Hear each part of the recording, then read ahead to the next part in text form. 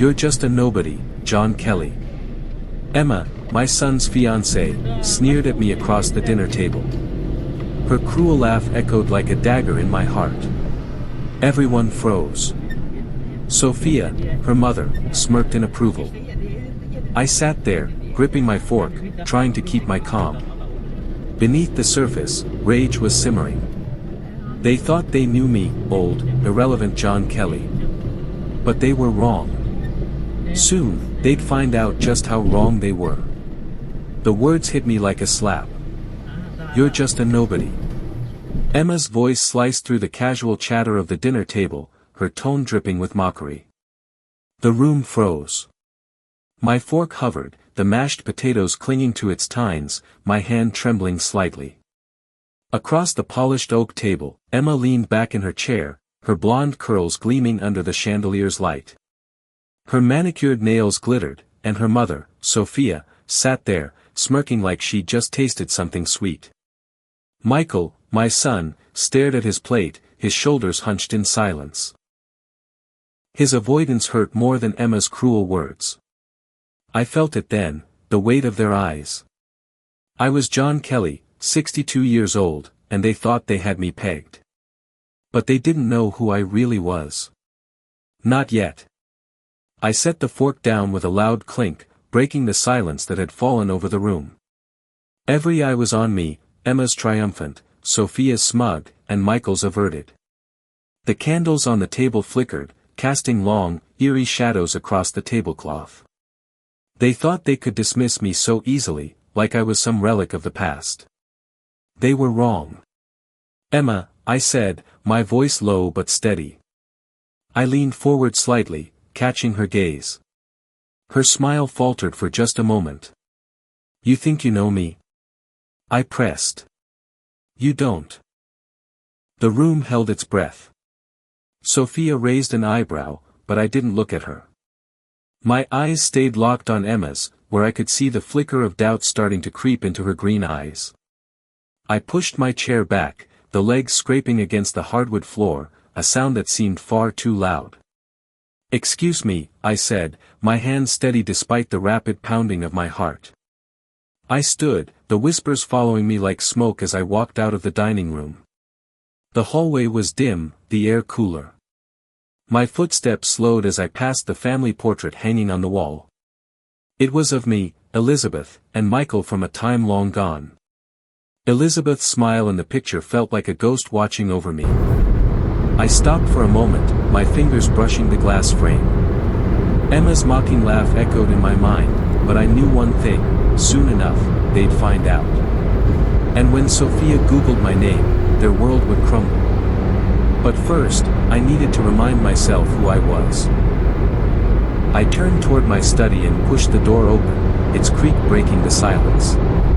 The room was quiet, filled with the scent of old books and polished wood. My desk loomed in the corner, a sturdy oak relic from a life that seemed far removed.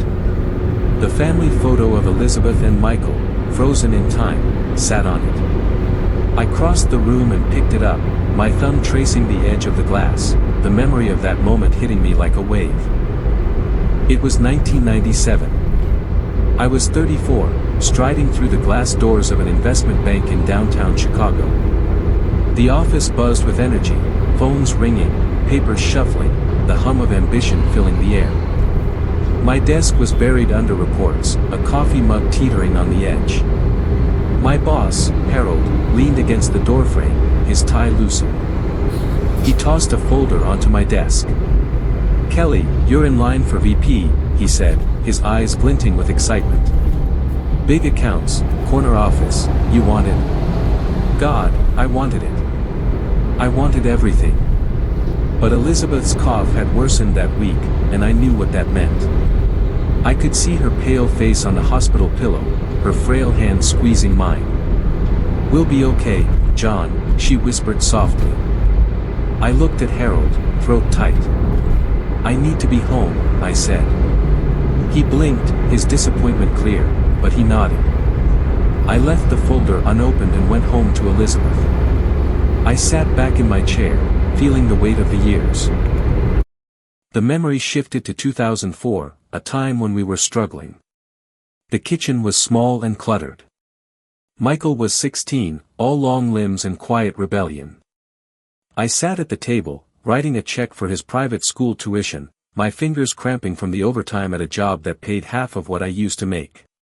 He breezed through, grabbing an apple as he mumbled, "Thanks, Dad," not knowing the sacrifices I was making. Flash forward to 2012. Michael's college graduation. The auditorium was packed, families beaming with pride. I sat alone in the back, my suit a size too big. My hands folded in my lap. Michael gripped his diploma, grinning as he spoke into the microphone, "I want to thank my friends, you got me here." I waited. My chest tight, my heart heavy. But my name was never mentioned. The crowd clapped, but I clapped too, my smile a mask. The years of sacrifices, of putting everything into providing for them, had led to this moment, me sitting in my study, holding that family photo in my hand, struggling to breathe. I had given everything for them, but now, Emma's cruel words, her sneer, echoed in my mind. "You're just a nobody." I sank into the leather chair, the room spinning around me. The address book in my desk drawer caught my eye. The leather was worn, the pages yellowed. Names of people who once called me a force, a man who could move mountains. I hadn't opened it in years. But I wasn't that man anymore. Or was I? Emma and Sophia thought they could bury me with their words, but they didn't know the weight I carried. The strength it took to let go of glory for love. I flipped through the pages, my pulse quickening. There, near the back of the book, was the name Frank Sullivan. A name that could change everything. I smiled, the rage from the dinner table still there, but now with a focus. I closed the book with a sharp snap and tucked it into my pocket. I had a call to make. The living room was dim, with the soft glow from the torsier casting shadows across the room. The phone, an old black relic that hadn't rung in weeks, sat on the side table. My thumb hovered over the numbers as I dialed. The numbers from Frank Sullivan's page burned in my mind. The line clicked, and a gruff voice answered, "Sullivan, Frank." I swallowed. "It's John Kelly." There was a long pause, then a low chuckle. "John Kelly, as I live and breathe. Been a minute, hasn't it?" I smiled, though he couldn't see it. "I need to talk in person. You free tomorrow?" Another pause. "What's this about, John?" His tone shifted, curious. "Let's just say I'm calling in an old favor." We set a time, noon the next day, at the club. I hung up the phone, my heart pounding. Frank was the key to the next step, the first real ally I had in years. The next day, I met Frank at the golf club. The bar smelled of polished wood and expensive cigars, the air thick with the scent of ambition. Frank was seated at a high-top table, his gray hair thinning but his eyes still sharp. "John Kelly," he greeted, raising a glass of bourbon. "Didn't think I'd see you here again." "Times change," I replied, keeping my tone light. "I need your help, Frank." He raised an eyebrow. "Figured as much. What's got you crawling out of retirement?" I leaned in. "Sophia Wilson. Emma too. They're involved with my son." The words tasted bitter on my tongue. "They think they can walk over me. I need to know what I'm dealing with." Frank's brow lifted, but he didn't interrupt. He leaned back, glancing around the bar. "Sophia's living on borrowed time, John. That big house, second mortgage maxed out. She's been dodging creditors for months. As for Emma, she's hunting your boy's trust fund. It's her ticket to the good life." The words hit me like a cold slap, but the pieces were finally falling into place. I now had the leverage I needed to turn the tables on them. Emma and Sophia thought they could break me. They thought I was just an old, forgotten man, a relic of the past. But they didn't know the truth. I wasn't finished. And when I showed them the power I still held, they would be the ones left broken. Michael had started to see the truth, and with that, I knew there was a chance to rebuild what we had lost.